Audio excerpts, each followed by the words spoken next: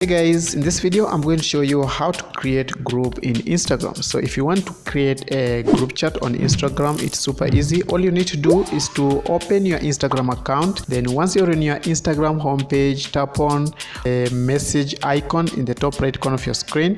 Then next you need to tap on plus icon in the top right corner of your screen.